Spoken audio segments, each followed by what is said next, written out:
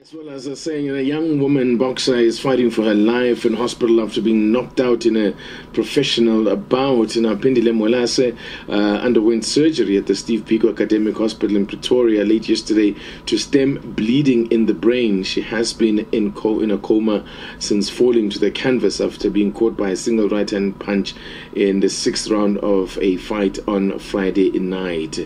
Now, women's boxing is relatively new to South Africa and until now has been free of serious injury. Let's speak now to Executive Boxing South Africa's Executive Board Member, Dr. Peter Ngatane. Dr. Ngatane, good afternoon to you and thanks so much for joining us. Yeah. Doctor, first of all, let me find out from you whether you have learned any more details about what happened in this fight. Have you had any more information? Well, the information that we have as a body is that the boxer got knocked out in the ring. What had happened is that apparently she was basically it was a balance fight and she was the one more aggressive than the opponent. And she got caught, I think in the 6th round, got caught with a punch which she dropped. She hit her head on the canvas and she woke up and on her knees or something like that. And then afterwards, she just collapsed while the referee was counting, like the usual count when the boxer falls.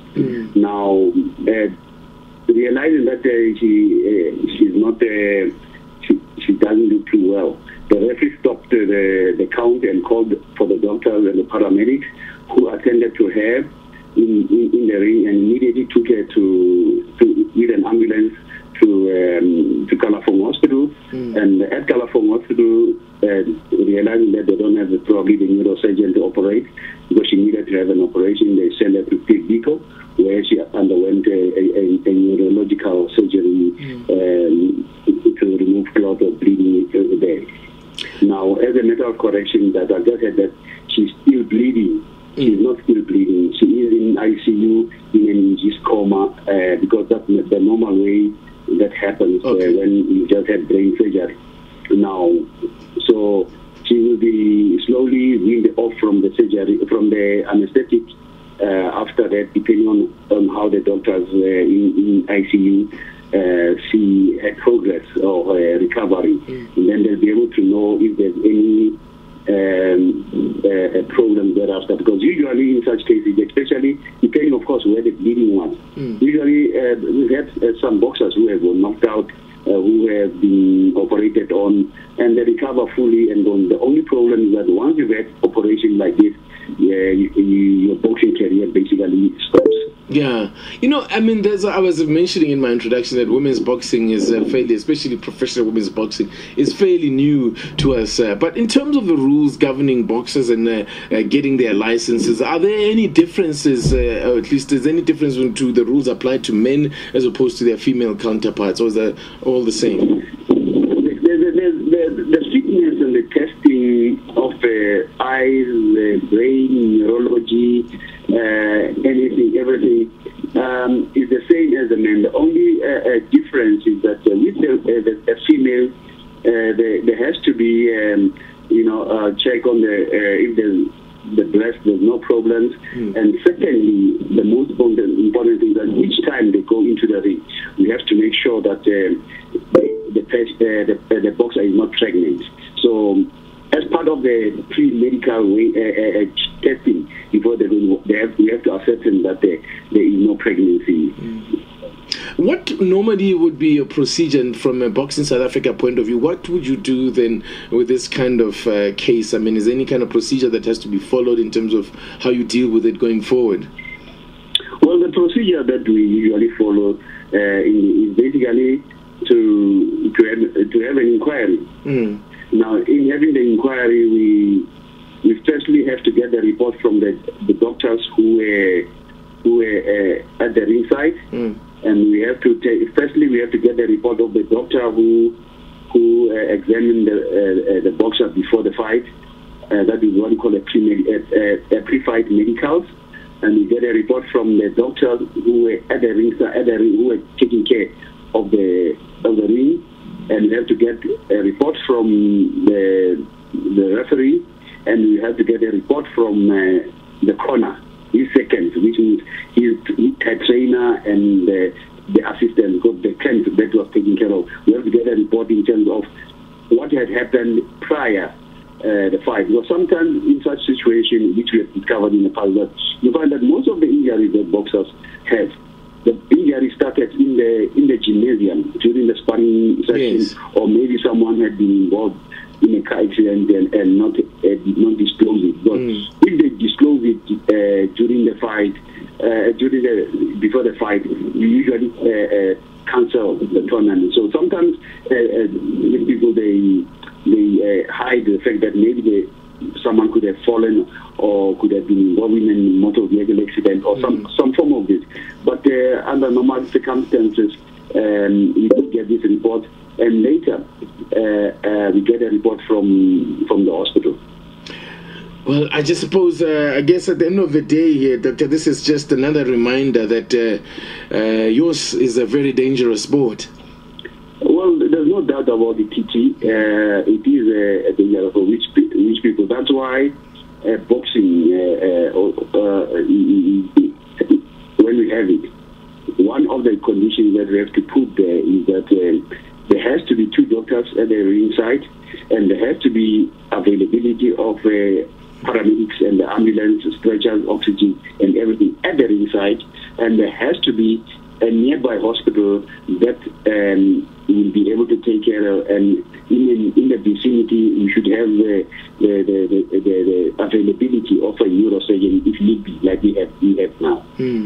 Now, this is not something that it's a rare occurrence where you have this type of injuries suffered in the ring. I mean, but in terms of injury sustained by this particular boxer, Doctor, is this something that you have come across before in the ring? We've come across several times. I mean, we've had boxers having been injured in the ring. They go get operated on, and they become trainers and things like that. But still, some of them are alive. In some unfortunate situations, we've had the last boxer that we had a fatality was about 5 years, 6 years ago, 5 years ago, so in the Eastern Cape, who had an injury but did not recover from the injury. And it looked like in our investigation that the injury could have happened even during the training, during the preparation for the. So what happened in the ring was just what do you call it? Exacerbation of the problem. But most of the boxers that got injured in the ring in this type of situation have recovered well to the extent where they walk away and then they continue their life other than that. Because we have 2 kinds of bleeding in the brain. It's what you call a subdural and epidural. The epidural is the one that is easier one outside, where there'll be a blood clot between the bone of the skull and the brain itself. So it's between the brain and the bone. So that one, when they open up, they just drain the blood and stop if there's any bleeding. And then the subdural one is where it's inside. That's the one that is very less common, because it means maybe there could have been a defect with the person's brain inside, where some of the arteries are not normal.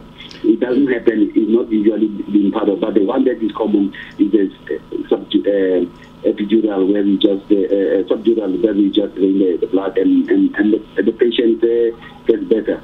Okay. The final question for you, Doctor. I ask this question at the risk of being accused of being sexist, but is there something to suggest that maybe women are, because of physiologically more susceptible to injury, or this could have happened to anyone? I mean, for example, those people who argue that women shouldn't be boxing.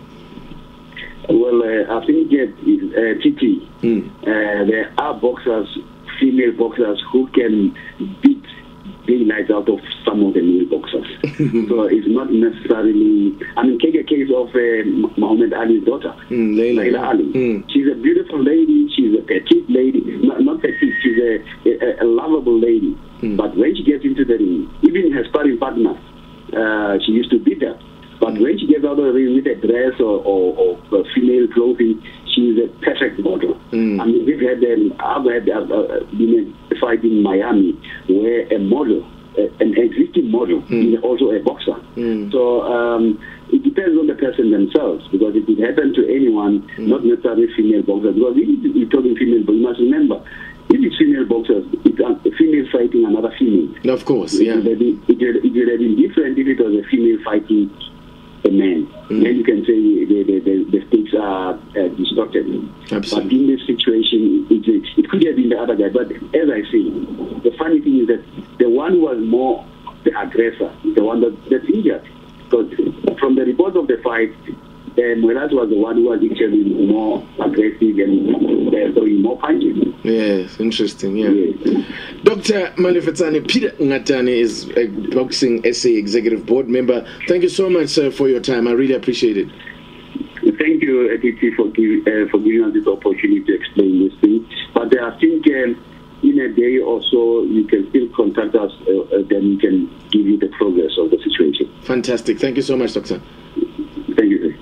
Well, there you go. So let's hope that the fighter concerned in this case, PHINDILE Mwelase, makes a recovery, makes a speedy recovery. Well, it sounds as if her career will be over anyway, because you cannot undergo this type of surgery and go back into the ring. But yeah. Yo, well, we've just heard that report from South Africa, and updating you that she died in the coma. So you know, she died in the coma, and that is the question. That is a good, really good, legitimate question there. Should women box? I have loads of women boxing. I have Mariana Lababe Suarez on my channel. I just covered the first Jamaican black woman champion in Slick Alicia Ashley, and you know, after this happening, like, obviously they said she was the aggressor coming forward. And you know, like, you can see in the footage right here, like, she's coming forward, she's the aggressor, she's throwing all the punches and stuff like that, and then she got caught, and it happens. Happens. And the only time I've been in South Africa is the first time it happened to them. You know, we had the incident over here with Michael Watson, and who was the other guy? What's the other guy? But he, obviously, because of Michael Watson, other fighters, you know, the British board put in controls to make sure there was safety things that fighters would be looked after. But the way this has happened, it's just dreadful, man. It's dreadful. So I thought I'd cover this and that and see what you say. But the big question is, do you think women should box? To be honest with you, there's loads of really women boxers. They've actually limited 2-minute rounds and stuff like that. And you know, it's the sport. You're getting hit in the head. It could happen, man. Could it happen to anyone? Because are women more susceptible? You know, leave your comments in the comment section and just let me know, man. It's quite deep though. I saw it and I thought I'd just cover it. You know what I mean? So anyway, I'm EJ Boxing Live, reporting this tragedy news that she died, obviously while she was in the coma, and so just letting you know. So yeah, so I'll talk to you again, and so leave your comments. All right, peace.